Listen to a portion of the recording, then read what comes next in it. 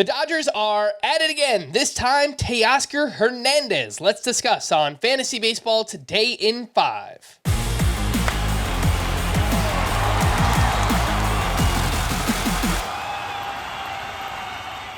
Welcome into FBT in 5 on Tuesday, January 9th. I am Frank Stanfield, joined by the returning Scott White. Let's talk about Teoscar Hernandez, who signed a one-year, $23.5 million deal with the Dodgers, and Teoscar Hernandez projected to slide in as the starting left fielder. The Dodgers top 6 in their lineup, by the way: Betts, Freeman, Ohtani, Will Smith, Max Muncy, Teoscar Hernandez. Scott, I have to imagine you're giving Teoscar a little bump up in the rankings after this move. Oh, yeah. I mean, he's basically stepping into the role JD Martinez filled lineup-wise for the Dodgers last year, and you see what it did to improve JD Martinez's stock in fantasy. I don't think, even though Teoscar Hernandez has been a little disappointing the past 2 years, he doesn't have as far to go to redeem himself in fantasy as JD Martinez did at this time a year ago. Teoscar Hernandez coming from Seattle, of course, not such a great place to hit. Dodger Stadium is the second best home run park for right-handed hitters over the last 3 years, according to StatCast. But of course, this transition goes beyond just venue, because he is joining the Dodgers lineup, as you mentioned, that is just totally stacked. And, you know, with Mookie Betts affixed to the leadoff spot, you got Freddie Freeman, Shohei Ohtani, Max Muncy. It's very lefty heavy. So Teoscar Hernandez is here to serve as the right-handed counterpunch to all that. And I think it should prevent him with some serious RBI opportunities. Again, to go back to the JD Martinez comparison, JD Martinez last year drove in 103 runs in just 113 games, nearly an RBI a game in that line. That was before Ohtani joined the lineup. So yeah, it's a better situation for Teoscar Hernandez all the way around. He has his deficiencies, most of them related to plate discipline, but this signing, I think, clearly moves him into the top 30 at a shallow outfield position.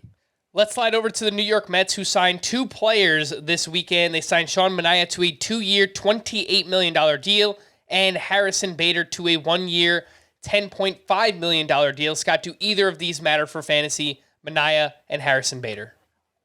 I mean, probably not. I'll talk about them a little anyway. So I think more than anything, signing with the Mets ensures Harrison Bader every day at bats again. You know, is a good defender in center field, and he has been running more in recent years.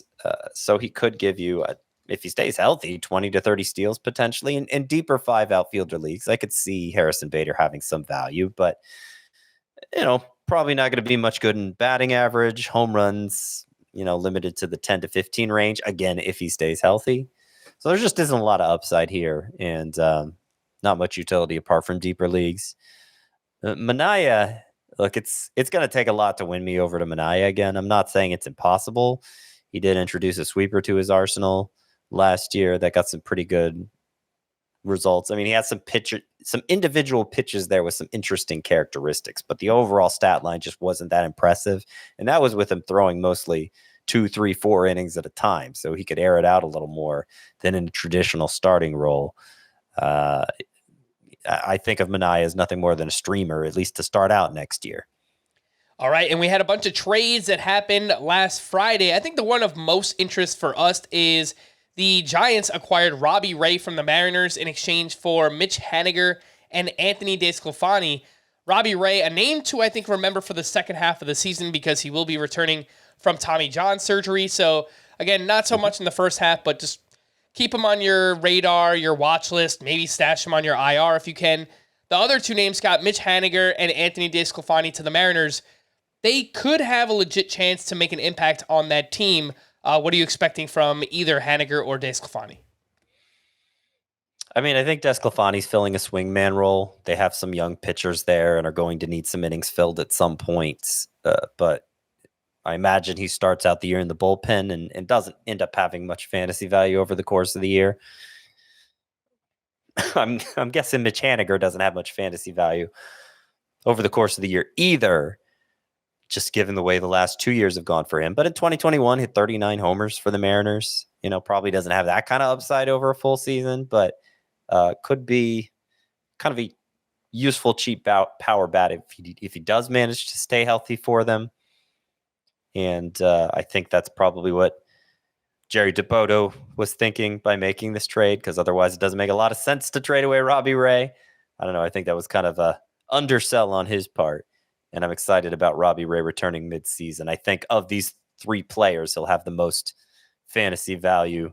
Certainly by August, we'll be thinking of it that way.